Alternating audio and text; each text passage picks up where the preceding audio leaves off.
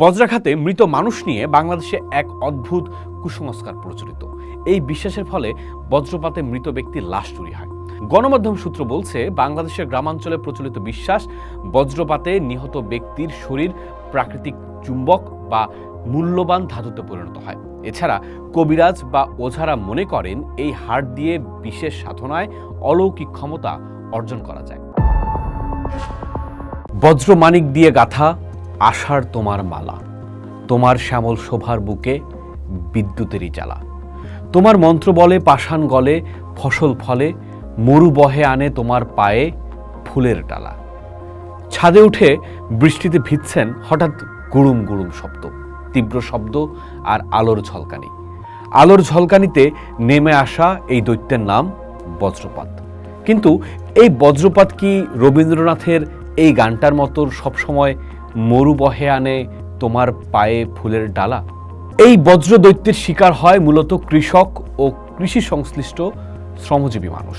পরিসংখ্যান বলছে 2026 সালের 26 এপ্রিল থেকে 2রা মে পর্যন্ত মাত্র এক সপ্তাহে বাংলাদেশে বজ্রাঘাতে নিহত হয়েছেন 71 জন।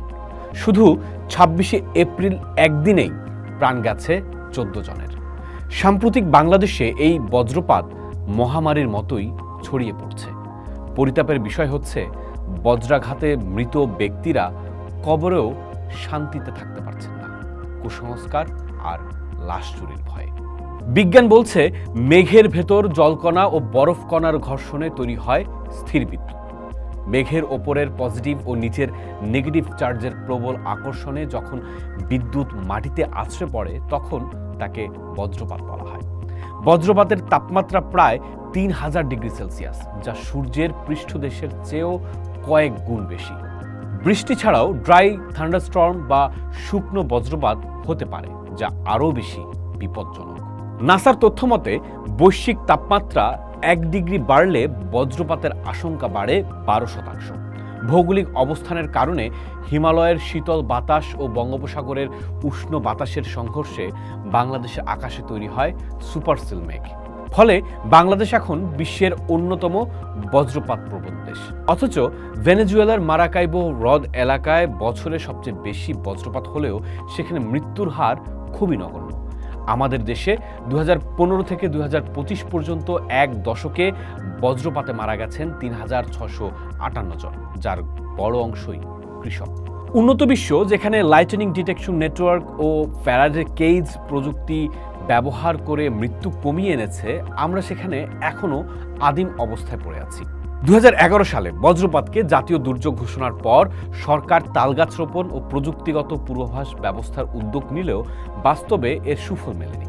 দেশের বিভিন্ন স্থানে লাখ লাখ তালগাছ লাগানো হলেও সঠিক রক্ষণাবেক্ষণের অভাবে অধিকাংশ চারা মারা গেছে। তদুপরি একটি তালগাছ বজ্রপাত প্রতিরোধের উপযোগী হতে দীর্ঘ 30 থেকে 40 বছর সময় লাগে, যা বর্তমান সংকট মোকাবেলায় তাৎক্ষণিক সুরক্ষা দিতে ব্যর্থ। পাশাপাশি সরকার লাইটনিং ডিটেকশন সেন্সর বসালেও প্রান্তিক কৃষকদের স্মার্টফোন বা রেডিওর মাধ্যমে সময়মতো সতর্কবার্তা পৌঁছানোর কোনো শক্তিশালী চেইন তৈরি করতে পারেনি।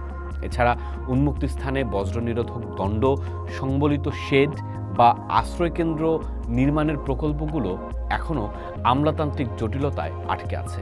ফলে মাঠ পর্যায়ে নিরাপত্তার বিষয়টি অবহেলিতই রয়ে গেছে। প্রশ্ন হচ্ছে, একজন মানুষ বজ্রাহত হলে আসলে কি ঘটে?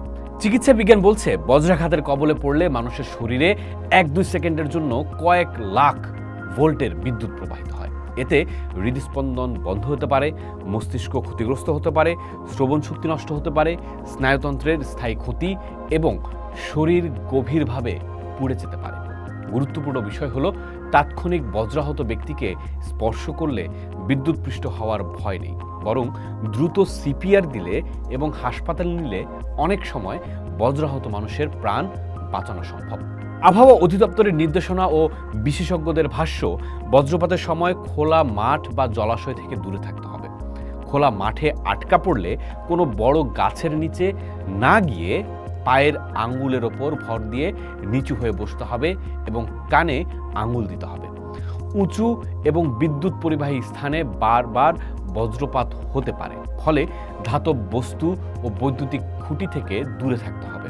নদী বা জলাশয়ে থাকলে মাছ ধরা বন্ধ করে দ্রুত ছাউনির নিচে যেতে হবে।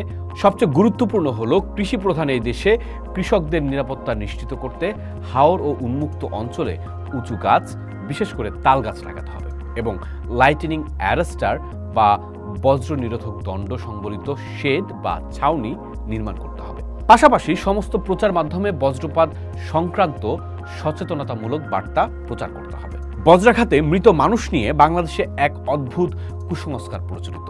এই বিশ্বাসের ফলে বজ্রপাতে মৃত ব্যক্তির লাশ চুরি হয়।